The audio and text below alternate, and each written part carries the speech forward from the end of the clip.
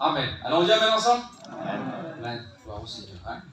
Voilà. Je ne sais pas si vous avez fait attention un petit peu, les 4 derniers cultes un petit peu qu'il y a eu, les messages se ressemblent vraiment. Il y a vraiment une continuité dans les messages. Il semblerait que les textes changent, il semblerait que les histoires changent, mais le message il reste le même en ce moment. Dieu est en train de prévenir énormément l'Église avec Roland par rapport au sommeil et qu'il y a un danger de louper le ciel, avec notre frère Frahim aussi qui parlait que c'était bientôt le retour du Seigneur, et puis avec le Bruno aussi qui disait qu'il faut qu'on s'éloigne du monde avec les bouteilles qu'il faisait voir parce qu'il y a un risque par rapport à notre salut, avec notre frère David qui avait prêché un jeudi, et il nous parlait aussi de la même chose. Ça fait 1 mois que Dieu nous avertit sur la même chose. Et vous croyez que Dieu inspire des cœurs, inspire des messages pour le hasard? Moi je crois que si Dieu avertit l'Église en ce moment avec, si vous voulez, avec férocité, avec intention, c'est parce que son retour est proche. Et ce matin, c'est le message qui est sur mon cœur, je ne peux pas prêcher autre chose que ça aussi. Ça ira dans la même direction. Il y a, si vous voulez, ce qu'on fait dans le monde, ça s'appelle de la prévention. Il y a de la prévention, ils le font par rapport à la prévention routière. Alors ils font des stages, ils font un code de la route avec un permis à points, et si on ne fait pas ce qu'ils nous préviennent, le feu il est rouge, il faut s'arrêter, il y a le stop, il faut s'arrêter, il faut marquer le stop, et si on n'obéit pas à ces règles-là, alors on nous enlève des points. Et à un moment donné, on n'a plus de permis, on ne peut plus conduire. Eh bien, il y a de la prévention, si vous voulez, on l'appelle anti-tabac. Ils nous préviennent, ils vous disent que si vous fumez, ben, il y a une image, votre vie ressemblera à ça, l'intérieur de vous ressemblera à ça. Ils nous préviennent, c'est de la prévention. Eh bien, il y a des messages dans la parole de Dieu, c'est de la prévention. Et ce matin, j'aimerais prévenir l'Église. Pas une prévention routière, pas une prévention anti-tabac ou anti-alcool, non. Une prévention sanitaire. Et c'est pour ça que l'apôtre Paul le disait aux Philippiens au chapitre 3. Il dit, je ne peux pas me lasser. Je ne peux pas me lasser de vous répéter les mêmes choses. Pourquoi, Paul? Parce qu'on va moins être béni? Non. Pourquoi? Parce qu'on va être peut-être sanctionné de Saint-Seine? Pas du tout. Il dit, si je ne me lasse pas de vous répéter les mêmes choses, car ces choses-là, pour vous, elles sont salutaires. Oui, l'apôtre Paul parle du salut, parce que c'est quoi la chose la plus importante, en fin de compte?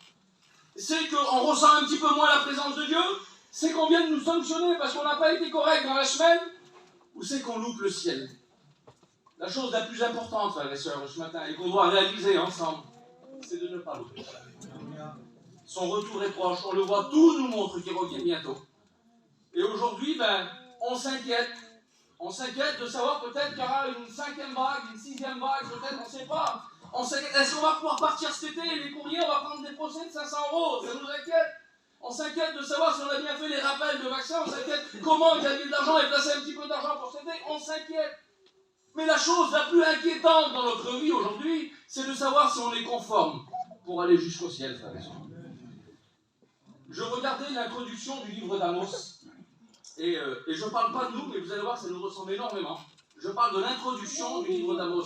C'est la page qui est avant le chapitre 1. Si vous voulez, le commentaire remet un petit peu le contexte. Il remet un petit peu à quelle période ça s'est passé, quel roi régnait, quel prophète prophétisait à ce moment-là, quel souci l'armée rencontrait le peuple d'Israël.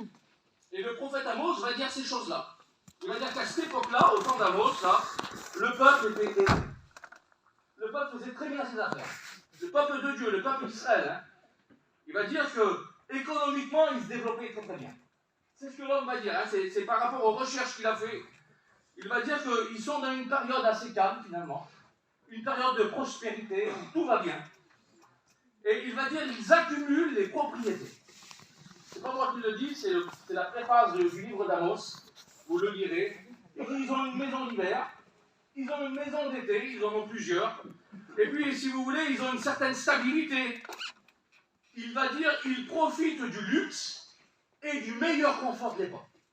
C'est le peuple d'Israël qui est en train de vivre dans une certaine sécurité matérielle. Ils ont plusieurs maisons, ils profitent du luxe et du confort. Voilà ce qu'il va dire, tout en disant, l'Éternel est avec nous. Reposant ainsi, si vous voulez, sur une fausse sécurité. Dieu est avec nous, on ne craint rien. Alors il va dire même qu'il multiplie les cérémonies, c'est-à-dire qu'ils multiplient les réunions.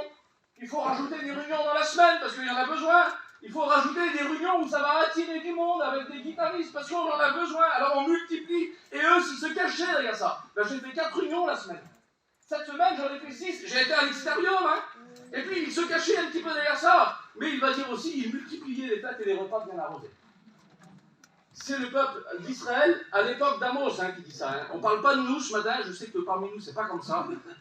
Mais dans le peuple d'Israël, c'était comme ça à ce moment-là. Et puis, c'est ce qui va toucher le cœur de Dieu. C'est ce qui va blesser le cœur de Dieu à ce moment-là. Et puis, Dieu va envoyer un prophète, Amos, donc, pour prophétiser contre le peuple d'Israël à ce moment-là. Avec une prophétie, avec une parole, avec un verset qu'on connaît tous par cœur, vous allez même le dire dans votre esprit au sens littéral. C'est le livre d'Amos, chapitre 4, et le verset 12. Et il va prévenir le peuple, parce que le peuple est prêt à plein de choses, est prêt contre les intempéries, est prêt financièrement, mais les enfants à l'abri, le peuple est prêt pour tout. Il est prêt pour la semaine, pour la réunion, il est bien préparé pour plein de choses. Mais il y a une chose pour laquelle il n'est pas prêt, c'est à rencontrer Dieu. Il est prêt pour le jeûne, il va être là cet après-midi s'il faut, le peuple d'Israël. Il est prêt pour aller à une réunion à l'extérieur, mais il y a une chose pour laquelle il n'est pas préparé encore. La vie de l'Église, il est prêt, la religiosité, il est prêt. Faire une prière, demander encore à Dieu, être demandant, il est prêt. Mais Amos, il va dire, prépare-toi à la rencontre de ton Dieu. Parce que c'est la chose à laquelle il faut être le plus préparé ce matin. Parce que c'est pas une histoire. La Bible, elle est réelle. C'est pas un texte qui a été écrit comme ça au hasard et puis on le prend comme on en a besoin, ça nous fait un petit peu de bien, mais on ne s'arrête pas à tous les détails. Non, il faut s'arrêter à chaque pied de la lettre, à chaque verset. Et il dit qu'un jour, il y aura une rencontre avec Dieu. Et puis, tout nous montre, si vous voulez, c'est pour ça l'avertissement ce matin, que c'est pour bientôt cette rencontre. De quelle manière on se prépare? De quelle manière tu te prépares ces derniers jours? Ah ben, j'ai fait plein de réunions, mais c'est pas assez de faire plein de réunions. Le frère Ézéchiel a pour habitude de dire que dormir dans un garage ne fera pas de nous une voiture. Il faut qu'il y ait une réelle préparation dans nos cœurs. Il faut qu'on se prépare réellement à la rencontre de notre Dieu. Parce que c'est ce moment-là où des personnes auront à rougir devant lui, où les bouches seront fermées, même si on a du bagou, même si on est capable d'avoir un bon langage, on ne pourra plus s'en servir à ce moment-là. Ça sera entre nous et Dieu. Il y aura un jugement, parce que comme il va dire ton Dieu à ce moment-là, il parle du mot Elohim, qui est le seul vrai Dieu. Mais on retrouve dans ce mot-là, il y a le mot juge, et c'est ce qui va venir par la suite. Il va nous juger par rapport au bien et au mal qu'on aura fait sur la terre. C'est pour ça qu'il faut se préparer ce matin. Et ce message est vraiment là pour nous avertir. C'est de la prévention, c'est pour nous prévenir, c'est pour qu'il y ait une prise de conscience ce matin. Alors on va faire une lecture ensemble qui se trouve dans le premier livre des Corinthiens, au chapitre 9 et au chapitre 10, la lecture elle se poursuit.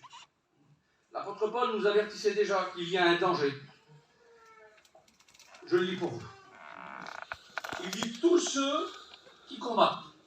Il parle de l'athlète, il parle du sportif de haut niveau, si vous voulez, à ce moment-là, du boxeur, du footballeur, de ce que vous voulez. Il dit tous ceux qui combattent, là, tous ceux qui ont un sport de haut niveau, tous les athlètes, en fin de compte. Il dit ils s'imposent. C'est eux qui prennent une décision pour réussir dans leur sport. Ils s'imposent toute espèce d'abstinence. Ils s'abstiennent. Ils ont un régime si vous voulez, à suivre, ils ont une hygiène de vie, ils ont des horaires à respecter, ils respectent les règles, ils ne veulent pas enfreindre les règles qu'ils ont. Ils s'opposent, toute espèce d'abstinence, et eux, ils le font pour une couronne corruptible. C'est-à-dire que pour une petite médaille, pour un truc qui va passer en fin de compte, pour un petit truc qui va leur donner de la joie quelques instants, quelques heures, quelques minutes. Alors il dit, ils s'abstiennent de plein de choses. Ils ne font pas comme tout le monde, ils ne vont pas dans les mêmes endroits que tout le monde, ils ne mangent pas comme tout le monde. Mais c'est pour une couronne corruptible. Et l'apôtre Paul va dire, et nous, faisons-le.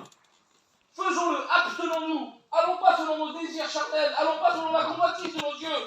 Nous, il dit, faisons-le, car c'est pour une couronne incorruptible.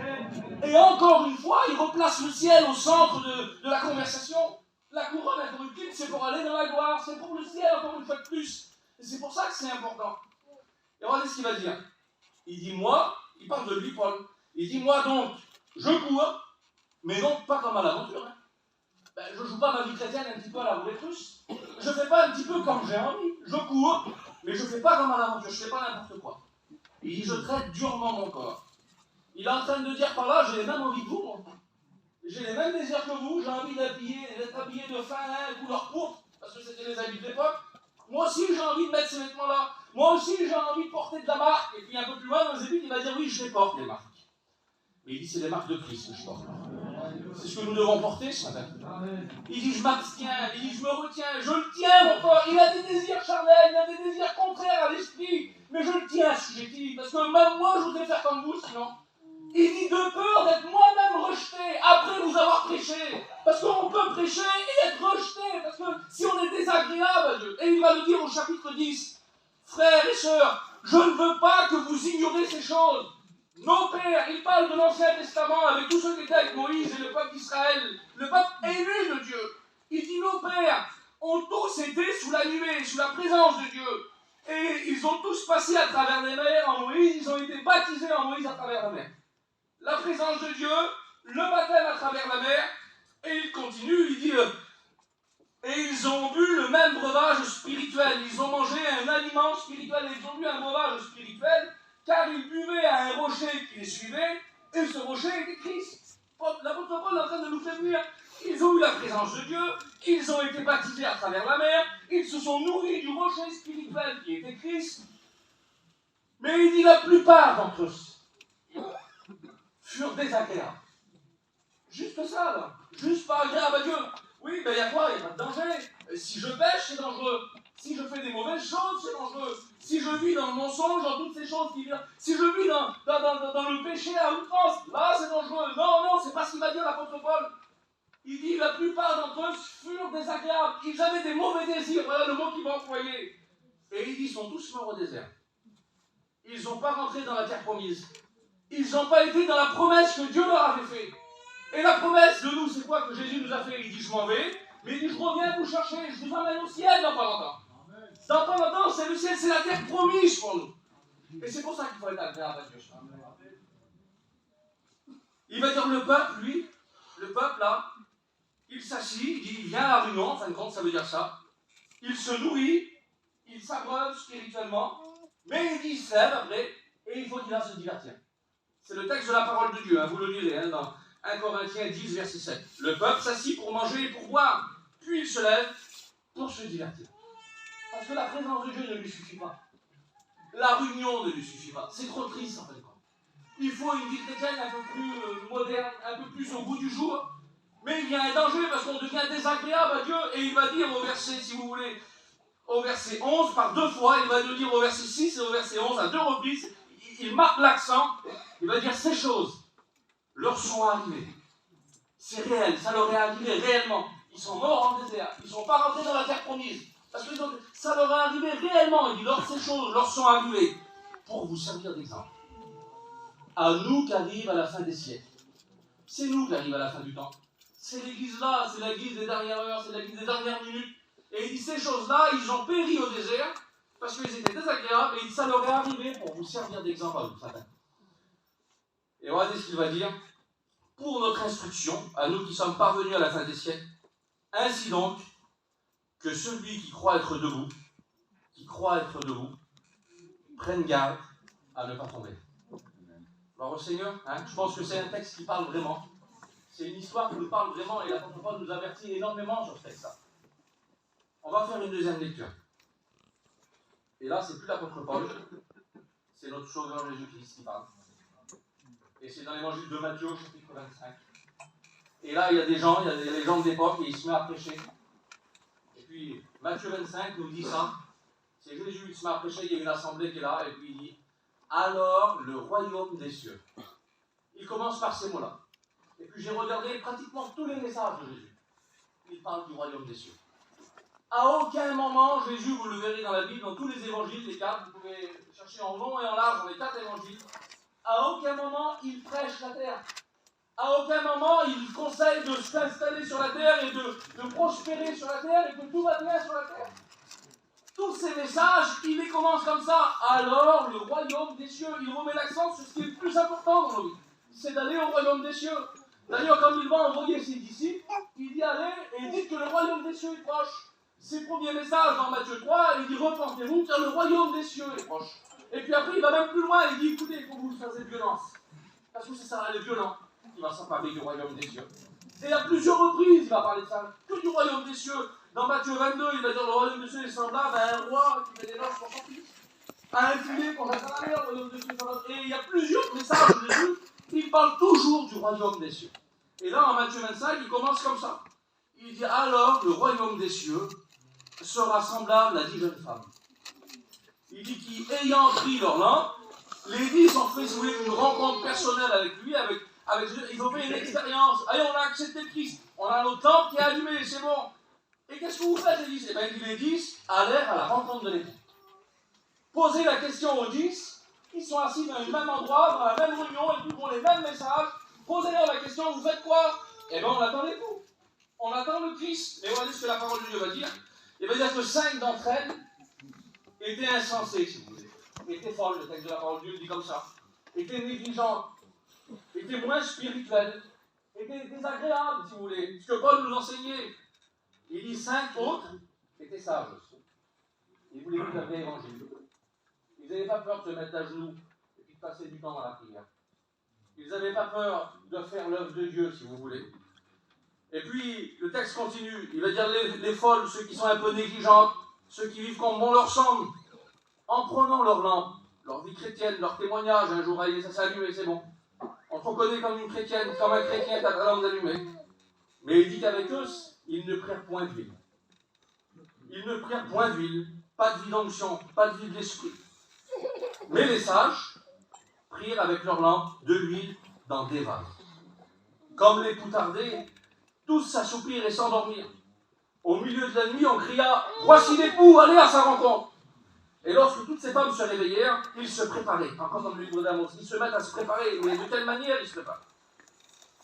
Ils se préparent, ils préparaient leur lampe. Et puis des fois, ils vont dire aux sages « Donnez-nous un petit peu de votre huile, car on en manque. Notre lampe s'éteigne. » Et puis c'est quelque chose qu'on ne pourra plus partager à la fin. Comme ça va être vraiment les derniers instants, comme Jésus va vraiment revenir avec les dernières secondes, même si on le sait et qu'on nous avertit aux informations, encore 5 minutes et il arrive. Et que ceux qui sont un peu négligents et ceux qui sont négligents et qui auront mené leur vie chrétienne comme bon leur semble et qui vont venir dans le pasteur de l'église, mais donnez-nous un petit peu de vie, on est vos chrétiens, toute notre vie on a suivi vos réunions, on a suivi vos groupes d'été, on a toujours fait ce que vous nous avez demandé. Donnez-nous un petit peu d'huile et il dit mais on ne peut pas le partager. La seule chose qu'on va partager ce matin c'est le pain et le vin ensemble, la communion. Mais le salut, il ne se partage pas, le salut il est personnel ce matin. Et chacun rendra compte à Dieu individuellement.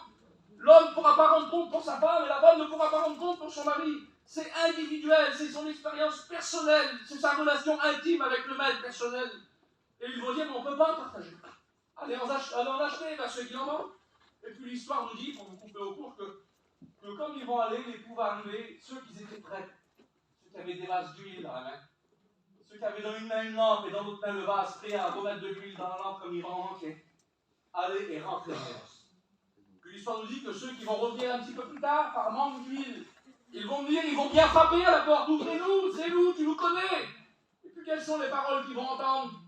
Arrière de moi, je ne vous connais pas. Quelle catastrophe. Et de mon Dieu, je le dis parce que c'est important ce matin.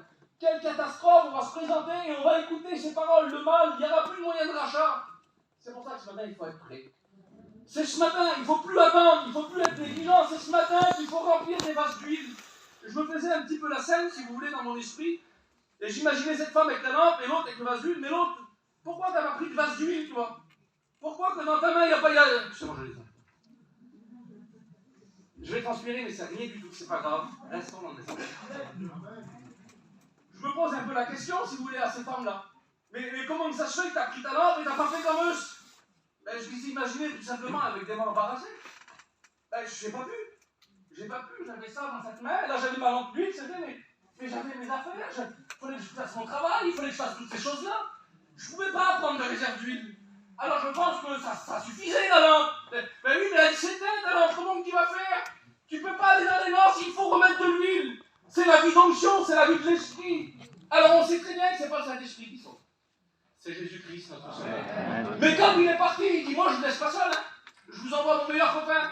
Il s'appelle le consolateur, celui qui vous conduira dans toute la vérité. Et c'est lui qui va nous montrer la direction, il va nous reprendre quand ça ira pas, il va nous conseiller, il va nous consoler. Mais son but, c'est de nous emmener au ciel. Et puis il dit, si tu vas manquer d'esprit, si tu manques d'huile, si tu manques de la vie d'onction, je ne pourrai pas attendre jusqu'au bout. À un moment donné, ça va casser. À un moment donné, tu vas t'arrêter, tu ne pourras pas y aller jusqu'au bout. Alors ce matin, on prend une prise de conscience ensemble, l'église de Pontivy, avec tous ceux qui ont. On prend conscience et on remplit nos vases ensemble. Gloire au Seigneur. Ah, c'est déjà pas mal, hein. Alors je me suis dit, ben, on pourrait en faire témoigner une femme, si vous voulez. Hein, on ne va pas tous les faire témoigner, mais imaginez-vous qu'elle se lève là. Un homme, on va pas dire toujours une femme, mais un homme, elle viendrait derrière l'estrade. Il serait deux, allez, un homme et une femme. Mais qu'est-ce que vous faites là? Et puis il pourrait nous répondre, ben, je viens des noces là-bas.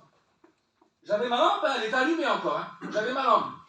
Mais je viens des noces et je n'ai pas pu rentrer. Il a dit qu'il ne me connaissait pas. Il a fermé les portes devant moi et puis aujourd'hui, l'apôtre Paul a dit que ces choses ont été écrites pour vous servir d'exemple.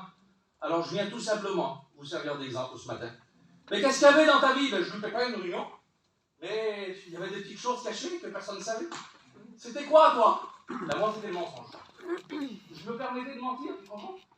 Je ne prenais pas garde, je ne m'arrêtais pas sur tous les versets. Je sais que Dieu est amour et qu'on vit dans la grâce. Alors je faisais de cette grâce un moyen de vivre selon ma chair. Je demandais pardon le dimanche. Alors il y avait du mensonge dans ma vie, et puis ma copine à côté là. Ben, c'était quoi, toi? Ah ben moi, je calomniais tout le monde. Roland nous en a parlé dimanche dernier, et c'est de là qu'on trouve le mot diabolos, le travail du diable, et puis ben, je faisais le travail du diable, mais je donnais à mes réunions. Hein. Ah, bon, je mettais la main à la poche aussi, moi je mettais mon billet aussi dans l'offrande. Hein. Mais c'est bien, je parlais, je calomniais, puis moi je mentais. Et puis, mais ça ne me condamnait pas, je ne me sentais pas spécialement repris, si vous voulez.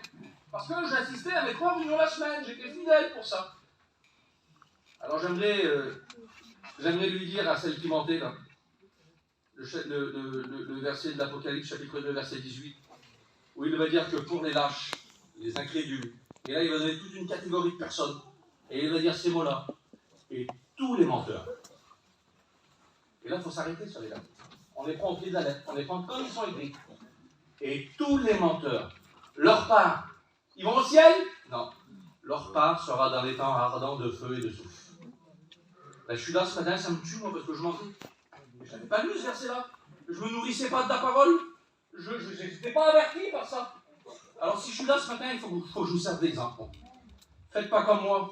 Il y avait du mensonge dans ma vie, il y avait du laisser aller. L'autre, elle calomniait à côté, puis Jacques l'avait averti à plusieurs reprises que d'une même source, c'est pas possible qu'ils sortent de l'eau douce et de la mer. On ne peut pas venir là, exposer une belle prière et en sortant on parler sur nos frères et sœurs. Jacques nous avertissait, c'est impossible que ça marche comme ça. Eh bien si on est là, nous deux ce matin, et qu'on a loupé les noces de l'agneau, c'est pour vous avertir de ne pas faire comme nous, et de ne pas nous faire le ciel, tu vois. On peut dire amen? Vous êtes avec moi encore? Alors on est là pour vous servir d'exemple. On veut servir d'exemple, on veut que ça serve à quelque chose. Dieu nous avertissait, frères et sœurs. On a tous fait ça un jour ou l'autre, on a resté longtemps sur notre Bible, et puis on a dit, bon, on va la relire. Alors on va commencer, c'est facile, on va lire le livre des psaumes. Et on commence par le psaume 1, on a vu ça au moins une fois. Psaume 1, verset 1, Dieu nous avertit. Il dit, heureux l'homme qui ne marche pas selon le conseil des méchants, qui ne s'arrête pas sur la voie des pécheurs, et qui ne s'assit pas en compagnie des moqueurs. 3 étapes, marcher, s'arrêter, s'asseoir, dégradation spirituelle. Il dit, heureux celui qui ne fera pas ça. Mais imaginez-vous qu'on le prend à l'envers, le texte. Il est en train de dire, c'est les mêmes mots si vous voulez. Il est en train de dire malheur à celui qui va marcher selon le conseil du monde.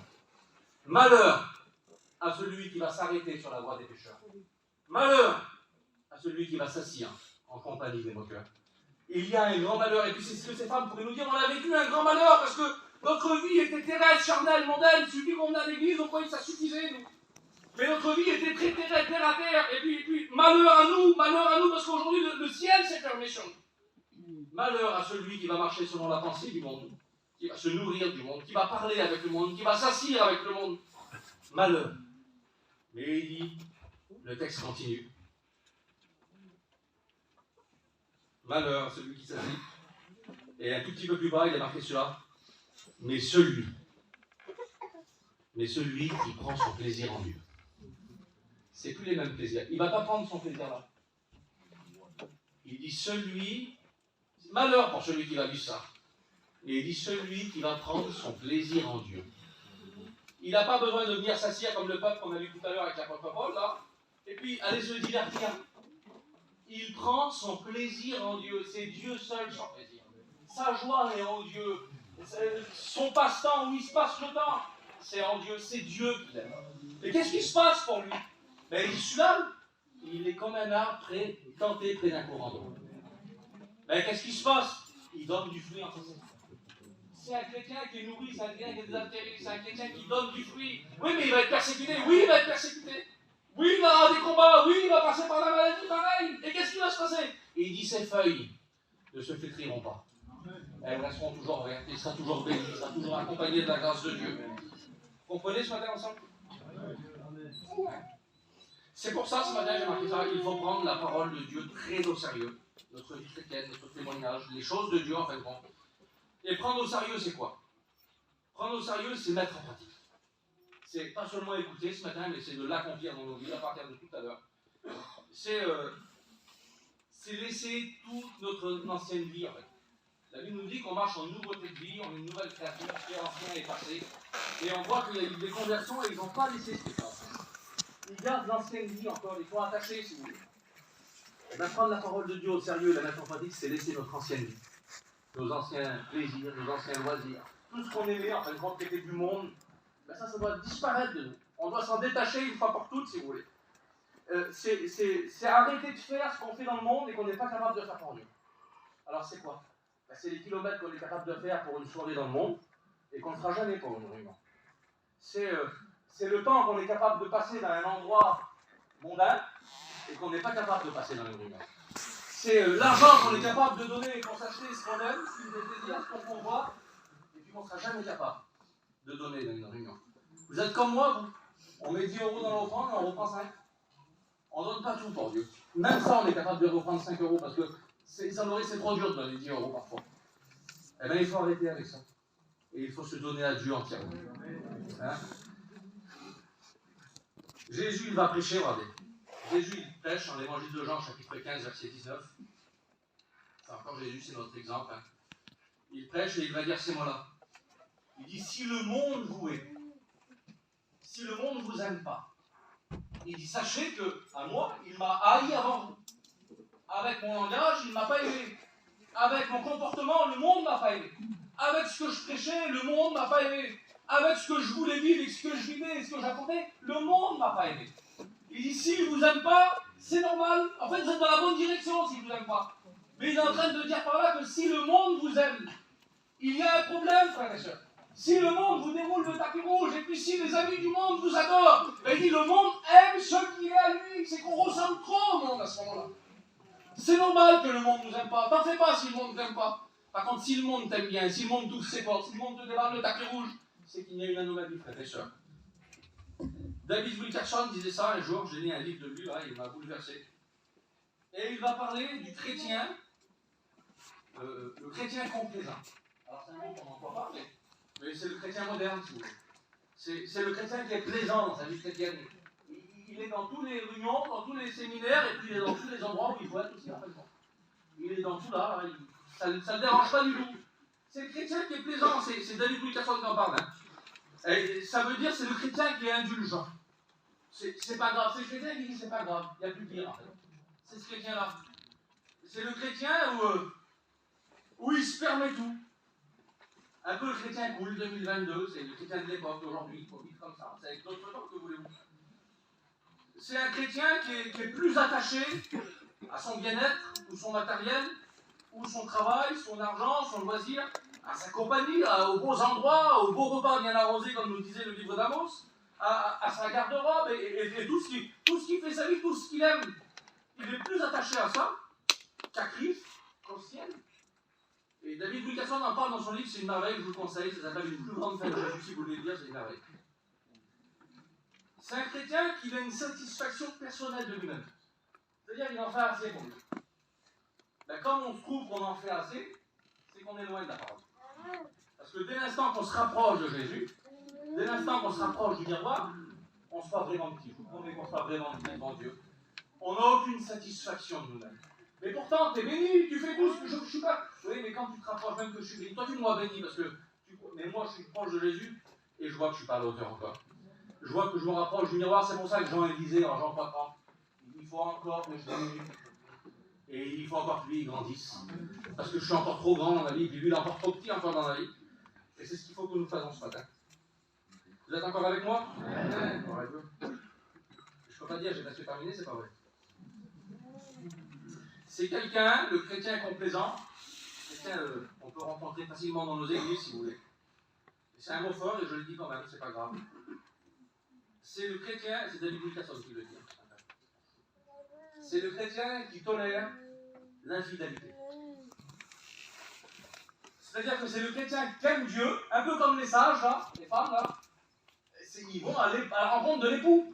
Ils sont l'époux, si vous voulez, en quelque sorte. Ils vont à la rencontre de l'époux. Alors c'est le chrétien qui aime Dieu de tout son cœur, soi-disant. Tu vas te marier avec qui? Avec l'époux, avec le Christ. Ils sont mariés à Christ, ils attendent le retour, ils attendent le mariage, ils attendent le noces. Et c'est ce qu'ils disent, ça. Mais ça ne les dérange pas pour une soirée du 24 décembre de flirter un peu avec le monde. Ça ne les dérange pas du tout de flirter, d'être infidèle à Dieu pour une soirée avec un verre d'alcool en trop. Ça ne les dérange pas. Ça ne les dérange pas d'être infidèle avec un mensonge, avec un plaisir mondain, avec un péché. Mais c'est une soirée, je ne finirai pas avec. Je suis marié à Christ et je veux aller jusqu'au ciel. Mais ça ne me dérange pas de flirter une soirée avec le monde, si vous voulez. Et c'est ce chrétien qui se permet là. Et puis imaginez-vous qu'une autre femme viendrait se lever ce matin. Et puis elle pourrait dire, arrête, c'est moi ce que je suis en train de dire. C'est moi, je reviens des noces, il n'a pas voulu que je rentre. Mais pourquoi? Parce que j'étais chrétienne, j'avais ma lampe d'allumée, mais je me permettais de flirter avec un verre d'alcool trop souvent. Je trompais Dieu trop souvent avec mon verre d'alcool. Un verre d'alcool en trop, tu sais pourquoi? Bon, j'étais trop gentil. J'étais trop gentil. Mais pourquoi? On me proposait un verre, je le respecte. Je disais oui. Puis on me proposait un deuxième verre, mais je suis trop gentil, je ne sais pas dire non, moi. Alors je le prenais aussi. Et puis 2, 3 apéritifs, ça ne me dérangeait pas. Mais quand j'étais invité à un repas, il y avait 2 bouteilles de vin sur la table. Et moi, je suis trop gentil, je suis bien élevé. Alors il fallait que je goûte les deux. Et puis les digestifs, c'était pareil. Alors il y avait du calva, il y avait du rhum, et puis il y avait de la poire. Mais je suis trop gentil, je ne sais pas dire non. Je goûtais les 3. Mais en fin de compte, le temps d'un repas, ça ne me dérangeait pas de flirter avec 6 ou 7 verres d'alcool. Et j'étais comme ça, je n'étais pas repris, je venais à ma réunion et puis je priais, je ressentais un frisson de temps en temps, ça me suffisait si vous voulez.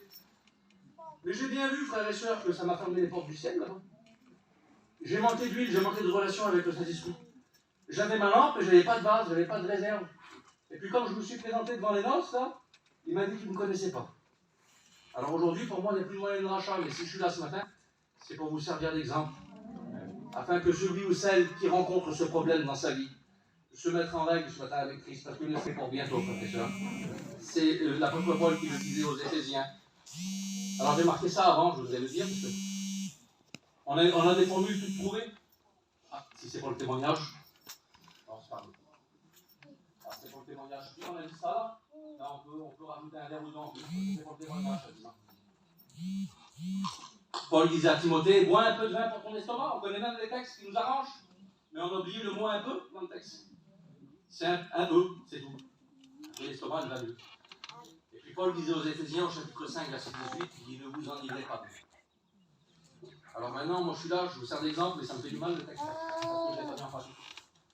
Il dit, ne vous enivrez pas de vin, c'est de la débauche. Et on sait que quelqu'un qui vit dans un état de débauche, excusez-moi frères et sœurs, mais il ne pourra pas aller dans de l'agneau. Et il dit, mais soyez au contraire remplis de quoi? De l'esprit. Remplis de la vie d'huile, remplis de la vie d'onction. Et bien si j'aurais mis ce texte-là en pratique, vous savez ce qu'il y a eu dans mes vases? Il y a eu plein d'huile dans mes vases. Et j'aurais pu rentrer avec tout le monde là-bas dans le ciel. Mais si je suis là aujourd'hui, c'est pour vous servir d'exemple ce matin, afin que vous ne reproduisez pas ce que j'ai produit. Qui a besoin d'huile ce matin? Hein? On est honnête, celui qui a besoin d'huile, qui lève la main ce matin. Hein? On a tous besoin d'huile ce matin, on le voit à travers la parole de Dieu. Et ce matin, il faudrait que le ciel s'ouvre sur nous et que nos vases soient remplis d'huile ce matin. J'ai marqué de quelle manière tu veux l'huile? Un petit peu, une fiole à l'image de Saül, et puis tu vas continuer un petit peu plus ton service, ton travail, ta vie chrétienne, et bien à un moment donné, ça va s'arrêter, mais tu vas continuer comme Saül, il continue la royauté, Dieu ne l'approuve plus. Ou est-ce que tu veux ce matin que Dieu vienne déverser une corne d'huile sur toi comme David? Que la Bible nous dit qu'il a été loin à partir de cet instant jusqu'à la suite des temps, jusqu'à la fin, jusqu'au retour. Et moi ce matin, moi je veux la corne d'huile. Je ne sais pas si vous voulez une fiole d'huile, mais moi je veux la corne d'huile ce matin. Je veux que Dieu vienne m'envahir. Alors ce texte-là, comment on l'aime bien, on le cite souvent le dimanche. Il dit qu'il est agréable, qu'il est doux pour des frères de demeurer ensemble. C'est là que Dieu envoie la bénédiction. Je vous le dis ce matin, peut-être que ça fait, mais je vais entendre du texte peut-être. Ce matin même qu'on est tous ensemble, ben Dieu ne peut peut-être pas envoyer la bénédiction parfois. Si on vit dans cet état de vie-là, si on ne se met pas en règle avec Dieu. Parce que c'est quoi qui compte dans le texte? C'est que tout le monde est rassemblé ensemble? Non. Il dit c'est comme l'huile précieuse. Le mot qui a marqué précieux dans le texte, c'est lui. C'est lui qui est le plus précieux dans le texte en fin de compte. C'est comme l'huile précieuse qui fait quoi? Qui commence à descendre sur ma tête ce matin. Oui, parce que être rassemblé avec vous, ça ne suffit pas. Être ensemble, ça ne suffit pas encore. Il faut que je vienne répandre mon cœur, il faut que l'huile vienne goûter, parce que c'est ça qui est précieux pour ma vie ce matin. Il faut que l'huile vienne remplir mon vase ce matin. C'est ça qui a le plus de valeur pour moi. J'ai marqué ça, certains ne voudront pas du message ce matin. Rappelez-vous des Juifs. Comme Jésus vient, il se présente comme la lumière du monde et puis partout où il passe, il éclaire. Alors il y a certains qui ont déjà fait leur petite vie chrétienne, ils ont leurs certaines habitudes et leur religiosité, si vous voulez. Que Jésus, il vient comme un cheveu sur la soupe, on dit. Et puis il éclaire tout ce qu'il ne fallait pas éclairer. Pas vrai, il a éclairé l'alcool, il ne fallait pas en parler. Il a éclairé le mensonge, il ne fallait pas le dire. Je viens de dans le mensonge, moi. Jésus vient, puis il éclaire par sa lumière. Et au lieu d'être les gens de l'époque, les pharisiens, les scribes, de dire mais Seigneur, tu nous as éclairés. On se trompait de route, on prenait une mauvaise direction, on allait louper le ciel pour quelques jours peut-être, si on ne se mettait pas en règle, on loupait le ciel si on restait comme ça. Merci à Dieu qui nous a éclairés, ce matin je reprends la direction du ciel.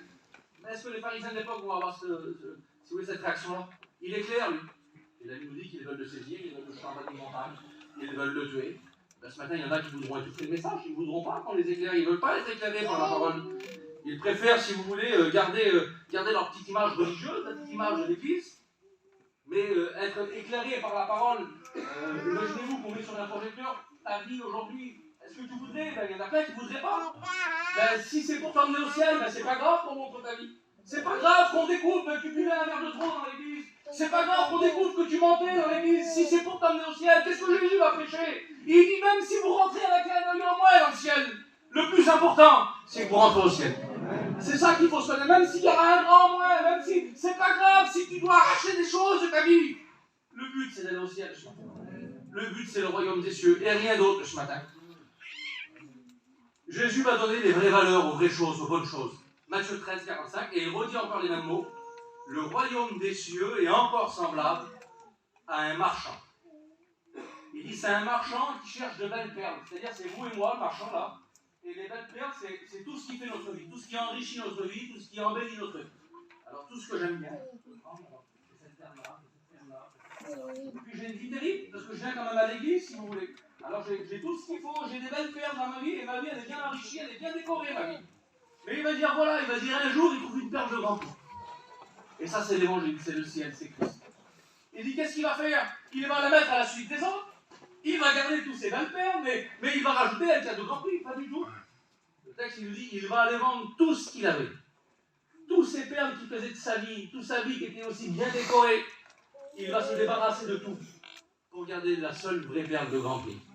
Jésus-Christ, c'est le ciel, notre sauveur.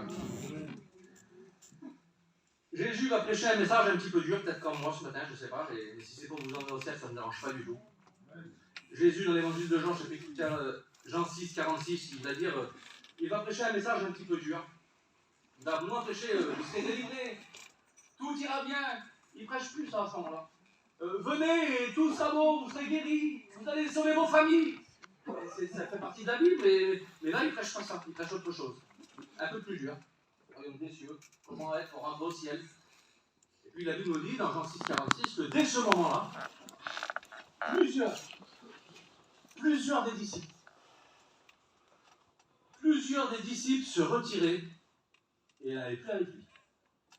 Là, ce matin, peut-être qu'après le message, il y aura peut-être un double effet. Il y en a qui vont peut-être se retirer et dire c'est trop dur, c'est trop compliqué ce qu'il dit lui. Et puis Jésus, il est là, il est couché, il voit tous ceux qu'il a enseignés, il voit tous ceux qu'il a prêché, tous ceux qui l'ont suivi pendant plusieurs jours. Et le message, il se corse un peu, et puis il y en a plein qui sont bons. Et puis il est là, il est couché, il se retourne vers les 12. Et il dit, et vous, sur les 12, vous voulez vous en aller aussi?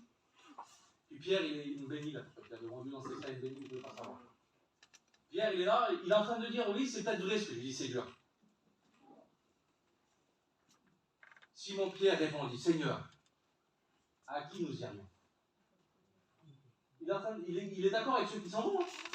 C'est vrai que c'est dur ce que tu nous prêches ce matin. C'est vrai ce que tu es en train de nous dire, c'est dur. c'est vrai que ma chair, elle ne veut pas, elle a vraiment le désir contraire. Voilà ce qu'on est en train de nous faire comprendre, il y a l'expression de comme ça. C'est vrai que ma pêche et toute ma vie, mes loisirs et mes plaisirs, c'est vrai que tout ce que tu nous dis là, ça va en compte. Mais il dit vers qui d'autre je vais aller? Il dit c'est toi qui as les paroles de la vie éternelle. Il reparle du ciel encore une nouvelle fois. Il reparle de la vie éternelle. Il dit c'est vrai que si on ne t'écoute pas, on va mieux vivre, c'est vrai, ça sera beaucoup mieux. On va embellir nos vies. Mais la vie éternelle, c'est toi qui as les paroles de la vie éternelle. Et il faut que j'écoute ta parole ce matin. Parce que le but, c'est encore une fois la vie éternelle, vous comprenez? C'est ce que Paul va enseigner à Timothée. Il dit Timothée, il faut que tu gardes. Il dit garde le bon dépôt par l'esprit qui habite en toi, la vie d'onction, il garde-le ça. Il dit tu sais que tous ceux qui sont en Asie, là, ceux à qui j'ai prêché, ceux qu'on a enseignés pendant des années, ceux qu'on se tue à répéter les mêmes choses, et tu sais, tous ceux qui sont en Asie là-bas, ils m'ont abandonné. Il va donner des noms, il va dire il y a Phygène, et puis il y a Hermogène. Ils vont quitter, il semblerait qu'il n'a même pas besoin de décrire Timothée, il sait de qui il parle. C'est des chrétiens établis d'église en fait, c'est des chrétiens qu'on connaît dans l'église, c'est des têtes qu'on connaît. Même pas besoin de décrire, il y a un tel, ils m'ont abandonné. Ils n'ont peut-être pas abandonné la religiosité, ils n'ont peut-être pas abandonné l'église, si vous voulez, mais l'apôtre Paul, ils l'ont abandonné, son message était trop dur, la doctrine était trop dure, l'enseignement était trop dur. Tout ce qui pouvait faire dire à Paul, je suis l'imitateur de Christ, et si vous m'imitez, en fin de compte, on va aller rejoindre Christ, on ira au ciel, si vous voulez. Tout ce qui pouvait faire dire ça à Paul, qui donnait de l'assurance de son message, ben pour eux, c'est trop compliqué. Ils préféraient l'église séduisante, une église de prospérité, une église où on dit que tout va aller bien et tout ira pour le mieux, si vous voulez. Un petit peu à l'image de Démas, qui a abandonné Paul et son enseignement pour le siècle présent, pour les plaisirs de la vie, pour la vie mondaine, terrestre. Parce qu'il va le dire dans 2 Timothée 4,3. Il dit car il viendra un temps, et on y est. Il viendra un temps où les hommes ne supporteront plus la sainte doctrine. Ah, c'est trop compliqué la doctrine. Mais ayant la démangeaison d'écouter des choses agréables. Ah, c'est beaucoup mieux. Ouais, mais si c'est agréable et que ça t'amène ça te laisse sur la terre, je préfère un truc qui n'est pas agréable pour moi, mais que ça m'emmène au ciel en fin de compte. Ils se donneront à une foule de docteurs, selon leur propre plaisir. Ils essayeront à combler leur propre plaisir par rapport aux choses de Dieu, les textes qui les arrangent, si vous voulez. Alors moi, je ne sais pas ce matin, mais peut-être que l'apôtre Paul s'est trompé. Paul, tu nous as enseigné ça toute ta vie, puis tu t'es peut-être trompé. Mais il ne se trompe pas, parce qu'en 2 Timothée 4,8, il le confirme à la fin de sa vie. Il dit, j'ai combattu, hein. Il dit, j'ai combattu le bon combat. C'est vrai que ça n'a pas été facile. Hein. J'ai combattu le bon combat, il dit. J'ai fini, moi, je l'ai achevé la course. J'ai gardé la foi. C'est ce que Jésus se demandait, est-ce que je vais trouver la foi quand je vais revenir? C'est ce qui tracassait Jésus. Quand je vais revenir, est-ce que je trouve là encore la foi? Paul lui dit, moi, Seigneur, moi, ce matin, j'ai fini, je l'ai gardé la foi. Regarde-moi, tu la trouveras encore, la foi en moi. Il dit, désormais, maintenant, c'est sûr, allez, la couronne de justice, elle m'est réservée. Je sais que je vais au ciel maintenant. Mais il dit, c'est pas seulement à moi. Hein. Il dit, c'est à tous ceux qui auront aimé. Tous ceux qui vont aimer son avènement. Tous ceux qui vont aimer le ciel, qui vont aspirer au ciel. Tous ceux qui vont se détacher un petit peu plus de la terre. Alors j'ai marqué ça, certains ce matin vont prendre des décisions, vous croyez? Vous croyez que certains vont prendre des décisions ce matin? Moi je le crois de tout mon cœur, en tout cas c'est le but de mon message. Il faut qu'il y ait des choses qui changent, c'est mon slogan, le roi du lycée. Ézéchiel 21, 31. Je le dis toujours, les choses ils vont changer. Et ce matin c'est ce qu'on voudrait, et puis Jésus voudrait changer notre vision. On va voir par rapport à la vision. Et puis il le fait, si vous voulez, dans le livre de Jean, au chapitre 16, il change la vision d'un homme. Et puis l'homme, il va le témoigner dans Jean 16, 12. Il va dire, avant la réunion, si vous voulez. Avant, j'étais aveugle. Je ne voyais pas, je ne comprenais pas, j'avais mes idées, j'avais ma manière de raisonner, mais c'était avant la réunion. Avant, j'étais aveugle, il dit. Mais il dit, maintenant je vois. Et puis comme on se met à voir, alors on se met à accomplir la volonté de Dieu, on se met à prendre des décisions, on se met à vouloir changer. Et ce matin, que la parole puisse vous éclairer, vous puissiez voir la vérité de la parole de Dieu. Alors c'est vrai que ça ne sera pas facile, parce que dès l'instant que tu vas voir comme là, la Bible dit que les religieux d'époque vont commencer à le prendre, ils vont le questionner, ils vont le menacer, il faut que tu te taises, il ne faut pas que tu en parles, ils vont le chasser de la synagogue.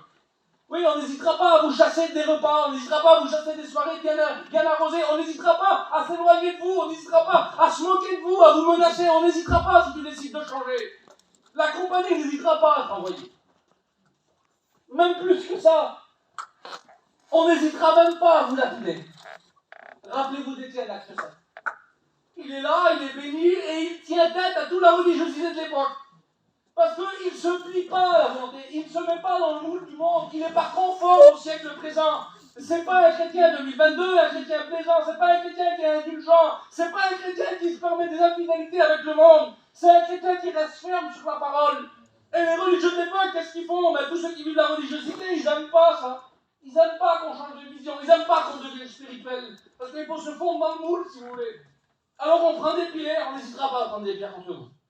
Si vous prenez des décisions ce matin pour changer, on n'hésitera pas à vous jeter la pierre. Je vous promets qu'on n'hésitera pas une seconde. Et puis là, approuvé par les religieux les plus prestigieux de l'époque, on prend des pierres, on est prêt à le lapider. Mais la Bible nous dit que Étienne y tient tête. Et Étienne, la Bible dit qu'il va garder les yeux fixés sur la terre. Non. Étienne.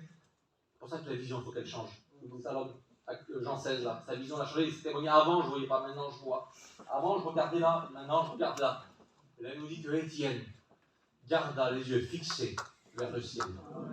Dès l'instant qu'on commence à changer de regard, dès l'instant qu'on commence à élever un petit peu ses regards, alors la terre nous intéresse beaucoup moins. Alors les choses de la terre nous intéressent beaucoup moins. On se met à regarder, mais on va te jeter des pierres, t'es pas conforme avec tout le monde, tu vas pas dans les mêmes endroits que tout le monde, oui, mais la Bible nous dit que Étienne, rempli du Saint-Esprit, rempli d'huile, la vie d'onction qui va l'emmener jusqu'au bout, il va garder les yeux fixés vers le ciel, et il va dire une parole extraordinaire, et je vois les cieux ouverts. Vous ne trouvez pas que les cieux s'ouvrent ce matin sur toi, sur ton foyer? Il y a combien de temps que les cieux ne sont pas ouverts? Parce que les regards sont trop terre à terre, mais dès l'instant qu'on tourne vers lui, nos regards, qu'est-ce qu'elle nous dit la Bible? On est rayonnant de joie. Et bien ce matin, c'est ce qu'il faut faire. Il faut regarder, avoir les yeux fixés vers le ciel, et moins regarder la terre. Et si on regarde les yeux vers le ciel, alors il dit, je vois le Fils de l'homme, debout, à la droite de Dieu. Il a des révélations, il voit que Jésus est là, il est prêt à l'accueillir, il va en direction du ciel. Il n'ouvre pas le ciel, Étienne. Mais si on garde les yeux sur la terre, alors c'est le ciel qui est en jeu, frères et sœurs, ce matin. C'est pour ça que ce matin, il faut que le ciel s'ouvre, j'ai marqué. Il faut que nos vases soient remplis d'huile. Et j'ai marqué, pour ça, il faut sortir d'Égypte. Il faut sortir d'Égypte une bonne fois. Rappelez-vous de Moïse. Moïse, c'est l'hébreu, il est né hébreu. C'est un hébreu, c'est un chrétien. Il est né hébreu. T'es né chrétien, t'es chrétienne, t'es chrétien. C'est Moïse, il est né hébreu. Mais l'Égypte va le recueillir. L'Égypte va l'élever. Et puis on se rend compte que c'est l'hébreu qui parle à l'égyptienne. C'est l'hébreu qui s'habille à l'égyptienne. C'est l'hébreu qui mange égyptien. C'est l'hébreu qui vit dans les palais égyptiens. C'est l'hébreu qui a une vie égyptienne. C'est le chrétien qui a une vie mondaine en fin de compte. Le chrétien, l'hébreu égyptien. Et ça va durer 40 ans de sa vie comme ça. En 40 ans, il y a des choses qui sont installées, il y a des fondements solides, frères et sœurs. Comme ça fait 40 ans qu'on est dans l'Égypte, comme ça fait 40 ans qu'on mange la même chose, comme ça fait 40 ans qu'on a la même compagnie, qu'on écoute les mêmes mots et qu'on a le même langage, il y a des choses solides qui se sont fondées. Et cet hébreu-là, il vit à l'égyptienne pendant 40 ans. Mais voilà, il va se passer quelque chose un jour. C'est dans son cœur. J'aimerais dire que c'est dans ton cœur ce matin. Dieu a déposé des choses dans ton cœur. Tu l'as enfoui avec l'Égypte, tu l'as caché sous l'Égypte, mais c'est encore dans ton cœur. Il n'y a pas de miracle du ciel, il n'y a pas une intervention divine à ce moment-là. C'est dans son cœur que ça se passe à Moïse. Après 40 ans avec le même langage, 40 ans avec la même compagnie, 40 ans à s'habiller pareil, 40 ans à vivre la même vie. Mais t'es un hébreu, oui, mais je vis la même vie, j'ai mes raisonnements, j'ai mes pensées. La Bible nous dit que les choses vont commencer à changer pour lui. Ça se trouve dans le livre des Hébreux, au chapitre 11, verset 24. Il va dire Moïse, devenu grand. Il grandit spirituellement. Moïse, devenu grand, qu'est-ce qui se passe? Il dit, il refusa d'être appelé fils de la fille de Pharaon. Il prend une décision personnelle, c'est lui tout seul. Ça fait 40 ans que tu vis comme ça. Oui, mais là, aujourd'hui, je décide, je refuse d'être appelé fils de la fille de Pharaon. La Bible nous dit qu'il préfère être appelé Ils préfèrent aimant mieux être maltraités avec le peuple de Dieu que d'avoir pour un temps la jouissance du péché, regardant l'opprobre de Christ comme une richesse, la croix comme une richesse, plus grande que les richesses de l'Égypte. Car il avait les regards fixés sur le palais de Pharaon, fixés sur la coupe en or dans laquelle il buvait. Il avait les regards fixés sur la rémunération. C'est la récompense à venir. Comme on fixe nos regards sur la récompense à venir, comme on fixe nos regards vers le ciel, alors la terre nous intéresse beaucoup moins. Et c'est facile de délaisser sur la terre ces choses-là. Gardant les yeux fixés sur la récompense à venir. Et il n'a rien vu encore, il n'a rien vu encore. Le message t'a peut-être fait du mal, mais tu n'as encore rien vu. Il n'y a pas pris de décision encore. Mais la Bible dit ça, c'est par la foi. Et il va en falloir ça. Amen. Parce que la foi, c'est de faire l'acte avant qu'on a vu les choses. C'est de prendre la décision avant qu'il y ait des garanties, si vous voulez. Il dit, c'est par la foi qu'il quitte l'Égypte. Il sort après 40 ans de vie. Pourtant, c'est un hébreu, hein, mais ça fait 40 ans qu'il vit de la même manière. Mais là, il dit par la foi ce matin. Je sors d'Égypte. Je sors du palais d'Égypte. Il dit, c'est par la foi qu'il quitte l'Égypte sans être effrayé de la colère du roi. Il ne faut pas que tu aies peur ce matin. Il ne faut pas que tu sois effrayé. Il faut que par la foi, tu sortes d'Égypte, si tu es un petit peu trop égyptien encore. Il se montra ferme, c'est ce qu'il va falloir, comme voyant ce qui est invisible. Et bien ce matin, il va se passer quelque chose, peut-être, je crois, de tout mon cœur qu'il va se passer quelque chose. Vous savez, vous me voyez là, vous m'avez vu prêcher peut-être pendant 1 heure, je ne sais pas, 3/4 d'heure. Et pourtant, vous me connaissez tous pratiquement, j'ai des bons désirs dans mon cœur et je vous ai prêché la parole. Ça ne m'a pas empêché de vous prêcher ce matin. Et pourtant, je suis attaché à l'Égypte. Et personne ne l'a vu ce matin. Alors je vais essayer d'aller vers la croix et c'est ce que Dieu a pour moi et je me rends compte qu'il y a quelque chose qui se tend. Il y a un petit fil invisible. C'est invisible parfois ce qui tient. Personne ne l'a vu ce qui tient en fait. Mais en fait, je ne peux pas me rapprocher plus de la croix. Je ne peux pas rentrer dans les projets que Dieu a pour moi. Ah, ça ne m'a pas empêché de vous prêcher. Ça ne m'a pas empêché de venir 3 fois la semaine à la réunion. Ça ne m'a pas empêché de vous témoigner de la grâce de Dieu. Mais il y a toujours quelque chose qui me tient à l'Égypte. Et bien ce matin, je voudrais qu'il y ait des foyers, qu'il y ait des personnes qui prennent des décisions et qu'on coupe le lien ensemble, qui nous relie encore à l'Égypte. Chacun sait son lien. Que ce soit les plaisirs, les loisirs, l'égoïsme, l'argent, la mode, que ce soit cette vie mondaine, cette convoitise, cet alcool, peu importe, tu sais, mais le lien qui te tient encore à l'Égypte. Et vous savez comment ça s'appelle ça? Je disais ça tout à l'heure. Ça s'appelle comment ça? Alors vous allez tous dire un ciseau parce qu'on est des voyageurs, mais c'est des ciseaux. C'est une paire de ciseaux. Et dans une paire, il y a minimum 2 personnes. Alors il y en a qui disent, oui mais mon mari n'est pas chrétien, oui mais t'as ta fille qui est chrétienne. Et vous êtes 2 dans le foyer. Oui, t'as ton garçon qui est chrétien et vous êtes 2 dans le foyer au minimum. Ben, ce matin, moi je suis 2 dans mon foyer, il y a ma compagne. Et elle va venir m'aider à couper le lien qui me relie à l'Égypte. Viens voir. Parce qu'il faut être 2 en fait. Parce que moi je peux avoir les désirs que je veux. Si ma femme aime l'Égypte, je ne pourrai jamais accomplir ce que Dieu a pour moi. Alors ensemble, on va aller ensemble, c'est tout simple ce matin. Mais ensemble, on va couper le lien qui nous relie à l'Égypte. Et on va prendre cette décision. Et voilà, je suis plus attaché là. Je suis plus attaché et je peux aller à la croix. Je peux aller dans ce que Dieu a préparé pour moi. Je peux rentrer dans les œuvres que Dieu a préparées pour moi. Alors j'aimerais ce matin qu'on commence à courber les fronts. Et il y a des personnes qui devront prendre des décisions et se couper d'Égypte une fois pour toutes. Vous savez ce qui va se passer quand Moïse va sortir d'Égypte? Il va tuer un Égyptien parce qu'il y a encore un combat qui sera. Il y aura le combat entre l'Hébreu et l'Égyptien encore dans tes pensées tout de suite. Il faut que tu tues l'Égyptien tout de suite. Tout de suite, il faut que tu tues. Et il va partir de la désert, il va entrer dans un temps de formation de 40 ans. Et pendant ces 40 ans-là, son vêtement va changer. Son langage va changer. Sa compagnie va changer. Ses centres d'intérêt vont changer. Dieu va lui donner un foyer béni, spirituel, un foyer chrétien. Dieu va opérer une nouvelle naissance dans ce foyer. J'aimerais te dire que Dieu a préparé des nouvelles naissances dans ton foyer de gens. Mais pour ça, il faut sortir d'Égypte. Dieu a préparé des nouvelles naissances dans ton foyer. Mais il faut sortir d'Égypte pour les accomplir. Et vous savez ce qui va se passer dans le cœur de Moïse? Une fois qu'il a quitté l'Égypte, une fois que Dieu l'a changé totalement, il n'a qu'un seul désir. C'est d'aller chercher ceux qui sont restés en Égypte. Vous voulez sortir vos familles d'Égypte ce matin? Vos inconvertis, vos maris, vos enfants, vous voulez les sortir d'Égypte? Ben commencez par sortir nous-mêmes de l'Égypte. Commençons par sortir nous-mêmes de l'Égypte. Et quand on coupe le lien qui nous relie au monde ce matin, alors on rentre dans la volonté de Dieu, on rentre dans les projets de Dieu, et on va chercher ceux qui sont restés en Égypte ensemble ce matin. J'aimerais que le roi vienne la faire une prière pour chacun d'entre nous.